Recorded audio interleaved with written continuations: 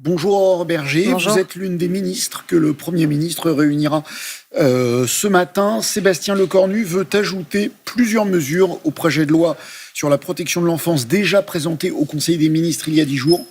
Quoi, par exemple? Que faut-il ajouter à ce projet de loi? L'objectif, c'est d'élargir un projet de loi existant et qui va être discuté à partir du 15 juillet prochain à l'Assemblée nationale, avec des mesures dédiées sur la lutte contre les violences sexuelles, tant les violences sexuelles commises sur les enfants que commises sur les majeurs, c'est-à-dire prioritairement sur les femmes, évidemment. Ça répond à la colère qui est absolument légitime des Français, et que je trouve très saine. Je pense que ça fait du bien de voir que les gens sont en colère quand il s'agit d'un enfant qui a subi le pire des crimes, et j'espère que cette colère, elle ne va pas faiblir et qu'on va continuer justement à parler de la protection des enfants et de la protection des femmes. Sur les mesures, il y a plusieurs choses qui sont envisagées. On va en parler ce matin autour du Premier ministre. Il y a les règles de prescription. On sait que c'est une demande absolument légitime, notamment de la Civis. Moi, ça fait des années que je milite pour l'imprescriptibilité, par exemple, des crimes sexuels commis sur les enfants, pour que les bourreaux ne dorment jamais tranquilles, parce que les victimes, elles, ne dorment jamais tranquilles à partir du moment où elles ont vécu et subi ces crimes-là. Et puis des mesures aussi très pragmatiques et concrètes. Est-ce que ça a du sens, un procès 40 ou 50 ans après? Je pense qu'avoir accès à la justice, avoir la possibilité de cet accès à la justice quand vous avez subi un inceste, c'est-à-dire le plus grand des crimes, je pense que oui, c'est quelque chose qui est extrêmement légitime et attendu. Ça ne veut pas dire que les victimes iront forcément, mais ça veut dire qu'elles auront toujours la possibilité d'avoir accès à la justice et en tout cas revoir les règles de prescription pour allonger la durée de la prescription. Pour la victime, un procès, c'est une promesse de condamnation de leur agresseur. Or, condamné 40 ou 50 ans après, c'est compliqué de trouver les preuves. Mais 10 ans après, c'est aussi compliqué. 20 ans après, c'est aussi compliqué. Et parfois même quelques jours après, c'est aussi compliqué. Le sujet, il est justement sur le recueil immédiat des preuves quand elles peuvent exister. Et ça, c'est ce qu'on fait sur le dépôt de plainte à l'hôpital, par exemple, sur le recueil des preuves immédiatement à l'hôpital, même quand les victimes ne portent pas immédiatement plainte, pour leur laisser justement le temps nécessaire de réflexion après avoir subi des violences sexuelles ou un inceste quand il s'agit de nos enfants. Mais c'est la question de l'accès à la justice. Aujourd'hui, qu'est-ce qui est contesté dans notre pays?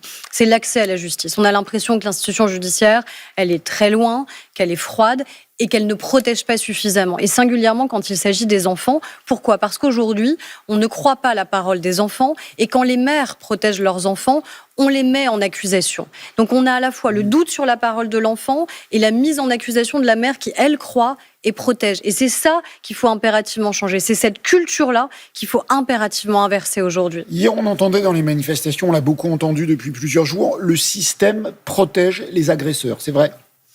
Je crois qu'en tout cas, le système n'est pas suffisamment du côté des victimes et qu'elles ont l'impression aujourd'hui que ce système-là fait qu'on leur demande toujours plus, toujours trop, singulièrement à nos enfants. Encore une fois, un enfant qui subit une violence sexuelle, on lui demande d'être en capacité de l'exprimer, de le dire, et on doute immédiatement de sa parole. Et c'est ça qui est en train de changer dans notre pays, c'est que les Français nous disent on veut que la parole de l'enfant soit écoutée, soit respectée, soit crue. Et j'ajoute, moi, que les mères aujourd'hui qui protègent leurs enfants, les mères qui écoutent leurs enfants après qu'ils aient témoigné des violences subies au sein d'une famille, c'est elles qu'on met en accusation dans la société. Et c'est impérativement ça qu'on doit renverser. Notamment... Le doute ne doit, en droit français, le doute profite à l'accusé. Le doute ne doit plus profiter à l'accusé.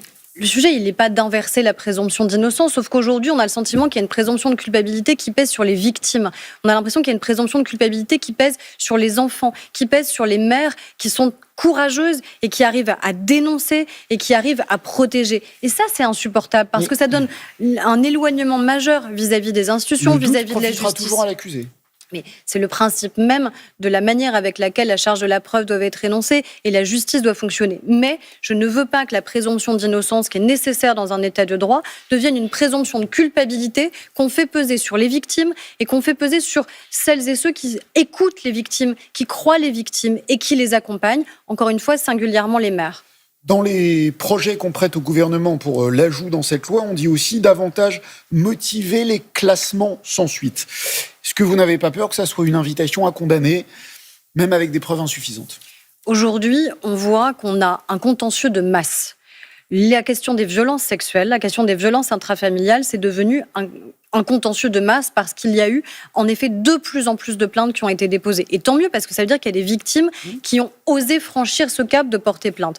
Sauf que face à ce contentieux de masse, on a une vague massive de classement sans suite qui laisse les victimes dans une espèce de no man's land où elles ne comprennent pas en fait pourquoi la justice n'explique pas, ne répond pas. Le fait de motiver, ça veut dire que vous devez vous justifier, que vous devez expliquer. Et c'est l'enjeu justement de toutes les discussions qu'on va avoir cette semaine, c'est comment on garantit tous les moyens d'enquête nécessaires, parce que quelqu'un qui a commis des violences sexuelles a rarement commis une seule violence sexuelle, a rarement commis un seul viol. Donc ça veut dire qu'il faut rechercher tous les antécédents. Ça veut dire qu'il faut tous les moyens d'enquête pour savoir ce qu'il a pu consulter, par exemple, sur Internet, pour garantir que tout soit interrogé. Et je crois que motiver le classement sans suite, ça obligera les magistrats à se justifier et ça permettra aussi que les justiciables n'aient pas l'impression d'une justice distante ou d'une justice froide, mais vraiment d'une justice humaine qui est là pour les protéger. La garde à vue de Patrick Bruel vient d'être prolongée pour 24 heures. Tout le monde s'accorde à dire que l'affaire Liana est un immense échec. L'affaire Bruel est-elle aussi un échec ? Parce que sans la presse, Mediapart, elle, on a entendu notre consoeur Cécile Olivier tout à l'heure, sans la plainte de Flavie Flament, eh bien peut-être qu'il ne se serait rien passé. Est-ce que c'est aussi un échec ? Aujourd'hui, la justice, elle est saisie. Il y a une garde à vue. La garde à vue, elle est prolongée et on verra ensuite l'instruction judiciaire.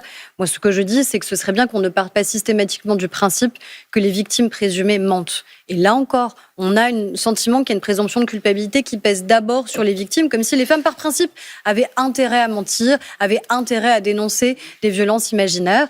Et par ailleurs, je le maintiens que dans un état de droit, il y a évidemment la nécessité de maintenir la présomption d'innocence. Donc il faut tenir les deux, mais il faut peut-être... En fait, je pense que les victimes, elles ont toujours parlé, mais que la société, elle les a pas toujours écoutées. Là aujourd'hui, peut-être que la société est enfin prête à écouter. Peut-être que la société est enfin prête à écouter les enfants, à écouter les femmes. Parce que les victimes, elles ont toujours parlé, elles ont toujours dit, elles ont toujours dénoncé. Donc c'est pas un sujet de libération de la parole des victimes, c'est un sujet de la libération de l'écoute dans notre société des victimes.